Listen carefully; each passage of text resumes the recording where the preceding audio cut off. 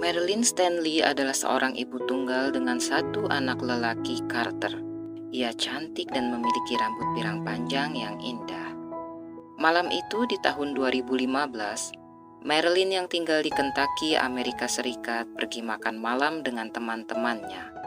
Saat berpamitan pada Carter, Marilyn bertanya, "Apakah ibu terlihat cantik?" Carter tersenyum dan menjawab, "Iya, ibu cantik." Saat berbincang dengan teman-temannya, Marilyn melihat seseorang yang ia kenal di Facebook, Zachary Gross. Zach dulu satu sekolah dengan kakak perempuan Marilyn.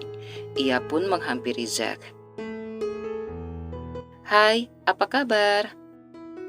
"Halo, kabar baik," balas Zach. Zach adalah pria tinggi langsing dengan janggut pendek dan mata yang indah. Marilyn dan Zach mengobrol dan bersenda gurau sepanjang malam. Sejak saat itu, mereka mulai sering bertemu. Zach memiliki seekor anjing pitbull yang manis bernama Capone. Marilyn sering bermain dengan Capone dan memeluk anjing manja itu. Kedekatan Marilyn dengan Zach ini tidak disetujui oleh Linda, ibu Marilyn. Ada sesuatu padanya yang tidak kusukai, insting sang ibu berbicara. Tetapi Marilyn tidak menghiraukan peringatan ibunya. Zach melalui masa kecil dengan didikan yang keras. Ia memang sedikit posesif dan cemburu. Ia selalu ingin tahu di mana Marilyn berada dan dengan siapa Marilyn berbicara. "Itu karena aku sangat mencintaimu," katanya.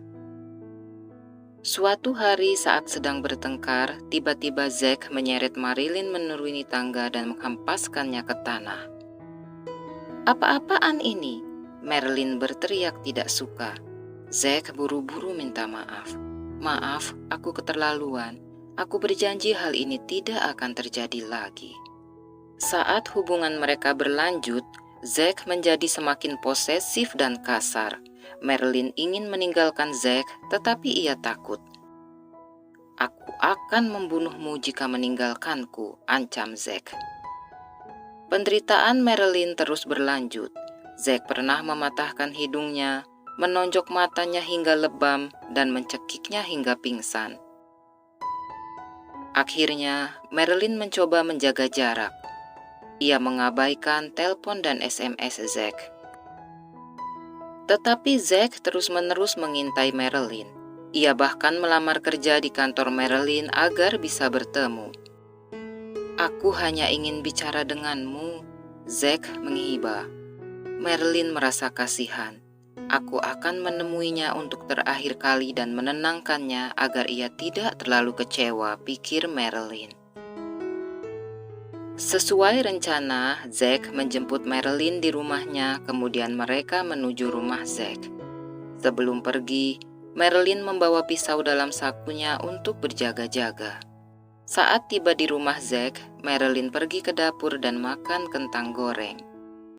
Tiba-tiba Zach langsung meninju Marilyn berulang kali. "Hei, apa salahku?" Marilyn menangis ketakutan.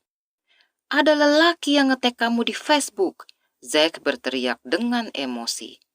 "Dia teman Brittany, sahabatku. Kami sedang berjalan di taman bersama Carter dan bertemu dengan temannya itu. Kemudian kami berfoto bersama," jelas Marilyn. Tetapi Zach tidak percaya. Ia terus-menerus menganiaya Marilyn. Marilyn meraih pisau di sakunya. Saat Zach melihat itu, kemarahannya semakin menjadi-jadi. Zach menyuruh anjingnya Capone untuk menyerang Marilyn yang sedang memegang pisau. Capone menggeram dan merobek sebagian telinga Marilyn. Setelah itu, Marilyn pingsan. Saat tersadar, Marilyn mencoba duduk. Zach berkata, "Lihat dirimu, kamu botak. Sekarang tidak ada seorang pun yang menginginkanmu. Lihatlah dirimu di cermin." Marilyn berjalan ke kamar mandi dan melihat ke cermin. Rambutnya basah dan berdarah. "Oh, dia mencabut rambutku," pikir Marilyn.